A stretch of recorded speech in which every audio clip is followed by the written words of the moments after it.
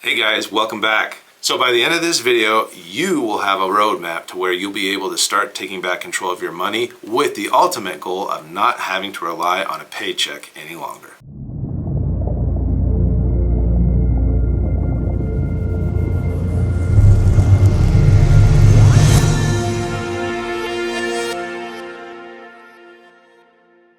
So before we get started, make sure to hit that like or subscribe button and ring that notification bell because your financial breakthrough is just around the corner.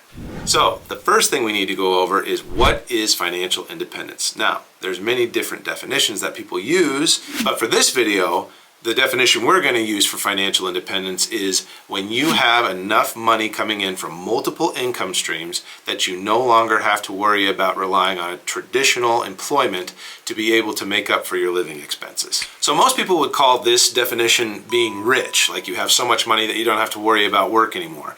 But again, being rich can mean different things to different people. Being rich doesn't necessarily mean that you have to have the nicest car or the nicest clothes or be dining out at fancy restaurants every night or have a huge mansion. That can be rich for some people. But again, for this definition, the idea of being rich, financially independent, is freedom. Do what you want. Go where you want, spend time with your family, invest in the things that you actually like to do without having to worry about money not being there. So the first step to moving towards the goal of financial independence is know your numbers. This is the most important step to start off. So when we say that, calculate how much money you make in a month. Then multiply that number by 12. This is the number you're going to need to be able to hit your financial independence goal. So say, for example, you need $80,000 a year to live because you make about $7,500 a month. Okay, so $7,500 times 12, that'd be roughly about $80,000 a year. This is what you need to shoot for to be able to make sure that your independent income streams are able to cover your living expenses.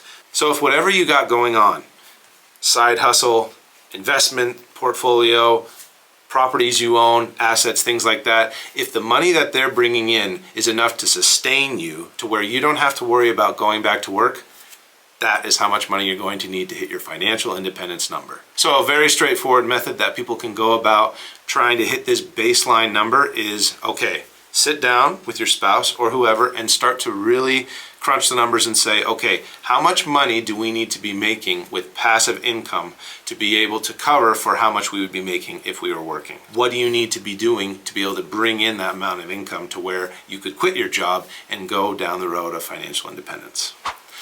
So step number 2 of this process is create a budget.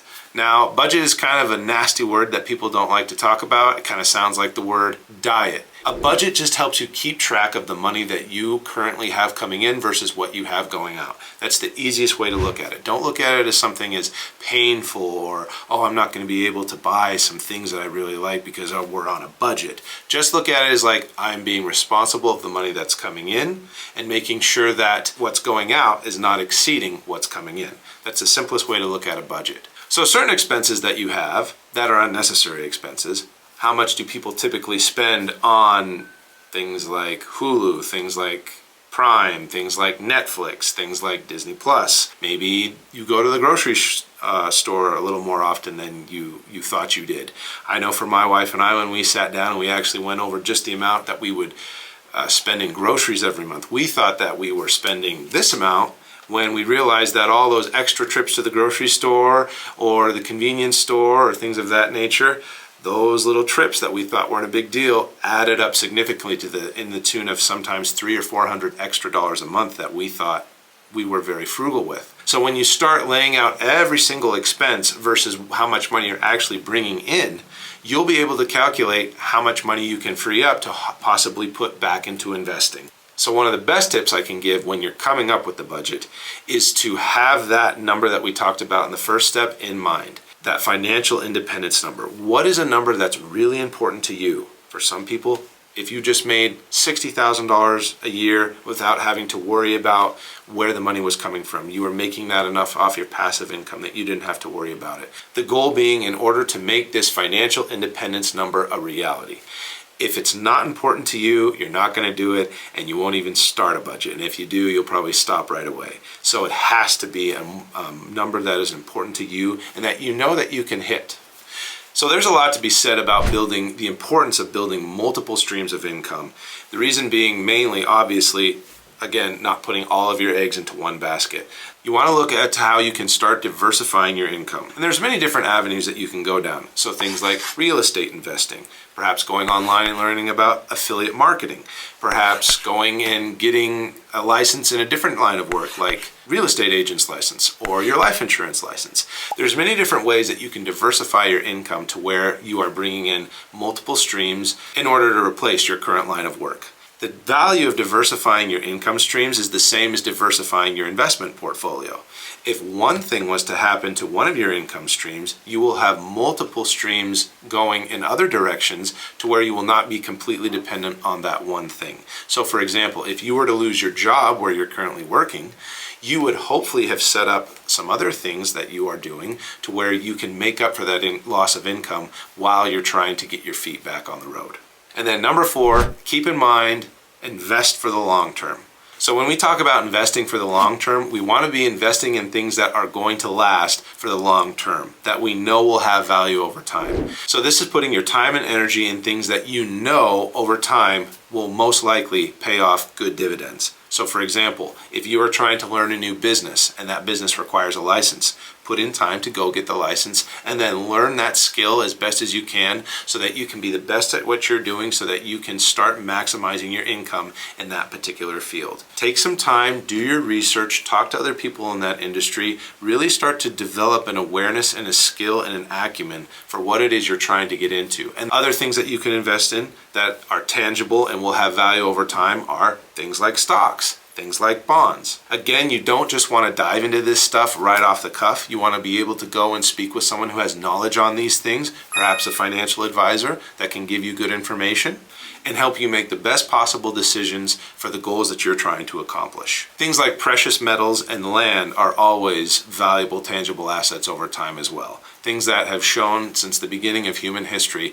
to hold their value over time, no matter what comes along. The value of gold, as with land, as with real estate, may go up and down over time, but overall, if you have physical assets in your portfolio, like homes, like land, like precious metals, like stock, this will have value over the long run, value that you can fall back on in times when you need it. And this is super important as well. Stay the course. Be patient and be disciplined and don't get discouraged.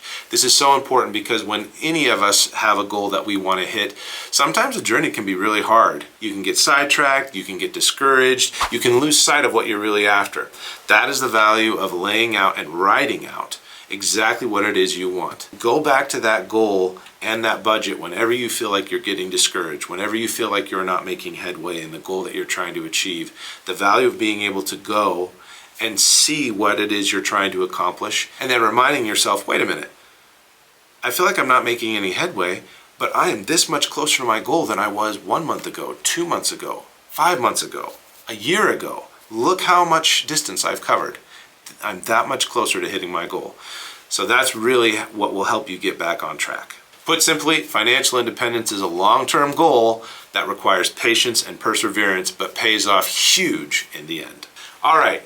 Now you have some valuable steps to start helping you plan for your financial independence in the future. If you feel like this video helped you out, be sure to hit that like and subscribe button and ring the bell to get further notifications on more information that is going to benefit you in achieving your financial independence. Also, if you could drop the word independent in the comments section when you're ready to start your financial journey, we'll be checking those comments to see how people are doing. Until next time, guys, keep breaking through to financial freedom.